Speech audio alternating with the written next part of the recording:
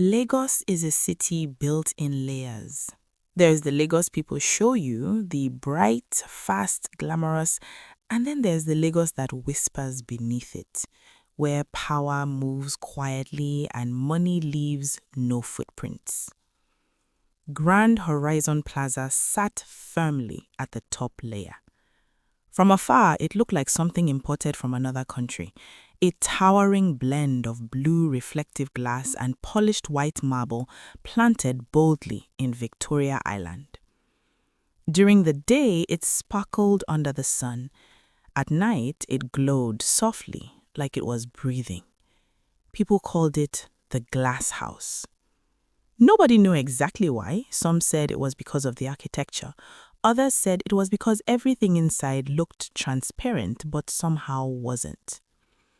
Madame Vivian owned it, not just legally, atmospherically. Her presence defined the place. Staff adjusted themselves when she walked in, conversations lowered, security tightened automatically.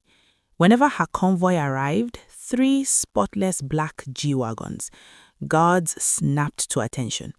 Even seasoned businessmen stood straighter. She stepped out slowly each time, elegant, controlled, untouchable. Tola watched from the back corridor in her yellow waitress uniform, holding a tray she wasn't really focused on because she wasn't here to serve drinks. She was here because 2 years ago, her brother, Kunle, an investigative journalist, vanished while chasing a story connected to illegal mineral exports and political money laundering. Grand Horizon Plaza kept appearing in his notes. So Tola got a job inside, not to rise, to expose. And the higher she climbed, the darker the ladder looked. At first glance, the plaza screamed luxury. Designer fashion stores, imported perfume boutiques, cafes serving ridiculously expensive pastries. But something was off. Customers were scarce. Not the occasional quiet, unnatural quiet. Sales attendants spent hours scrolling their phones. Dust gathered on display counters despite strict cleaning schedules. Some shops opened irregularly but still paid full staff salaries. Then Thursdays happened. Exactly 3 p.m. Every Thursday, black SUVs rolled quietly into the executive delivery bay, a restricted entrance shielded from public view. No packages came out. Instead, men stepped out. Expensive suits, careful eyes, movements like people trained not to attract attention. Chief Okon always received them. Tall, solid, expression unreadable. The type of man whose silence felt louder than speech. He escorted them into the Diamond Wing, officially private storage. Nothing ever came out afterward. Security doubled on those days, and Tola started realizing this building wasn't making money from retail. Retail was camouflage. Tola needed proof, so she volunteered for night cleaning. Less people, more access. One humid Tuesday night, she found a bin outside Madame Vivian's private office that hadn't been emptied. Inside were shredded documents, 2 deliberately destroyed. She took them. 4 hours later, sweating in her small apartment, she finished taping the strips together. A ledger, donations, offshore accounts, familiar political names hidden behind initials, oil bunkerers, fixers, billions of naira. Her chest tightened.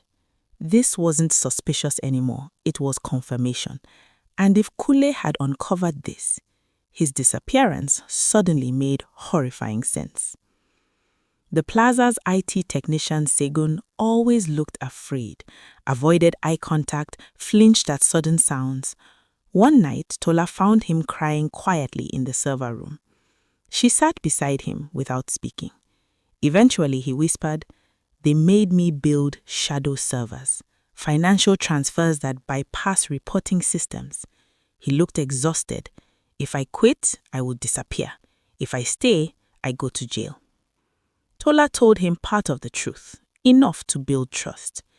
After days of hesitation, Segun agreed to help. He copied encrypted financial records onto a USB disguised as Tola's necklace pendant. Evidence. Dangerous evidence.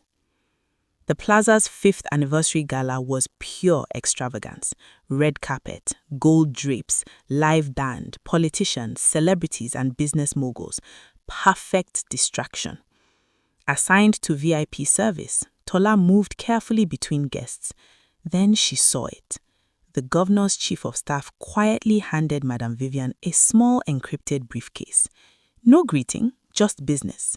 Madame Vivian handed him a physical key labeled B2, a level not on public floor plans. Tola knew instantly that was where the truth lived. Using Segun's cloned keycard, Tola slipped into the service elevator. The music faded as the elevator descended, past parking, past storage, further down than any normal basement. The doors opened. Money counters roared loudly, processing stacks of foreign currency. Crates labeled medical supplies held illegal gold bars. Computer screens tracked shipments globally. It wasn't just corruption. It was an international operation. Tola started recording. "You are very curious, Tola," Madame Vivian's voice came from behind. Calm, cold. Chief Okon stood beside her, pistol visible. They had her bag, her hidden camera. "You thought a waitress could bring me down," she said softly. "I built this city's networks, judges, politicians, businessmen. Loyalty has a price." Tola's heart pounded, but she didn't panic because she had prepared. Tola slowly lifted her necklace. "I'm not alone," she said. The USB wasn't just storage, it was transmitting. Live stream, evidence already reaching international journalists and regulators. For the first time, Madame Vivian's confidence cracked. "Okun, take it," she snapped. Too late. Heavy boots thundered from the elevator. EFCC tactical teams flooded the basement, shouting, lights, confusion. Madame Vivian tried to escape toward a concealed exit, but was intercepted. Chief Okon was disarmed. Staff scattered. Years of secrecy collapsed in minutes. Morning came quietly. The plaza was sealed with yellow tape. Media vans lined the street. Madame Vivian, still in her red gown, was led into a police van. No sunglasses this time, no controlled elegance, just silence. Across the street, Tola removed her yellow waitress uniform for the last time. Her editor handed her coffee. "You just broke the biggest story in years," he said. "What next?" Tola looked at the silent glass building. Now we find out who else was inside that shadow. Because in Lagos, power rarely falls alone.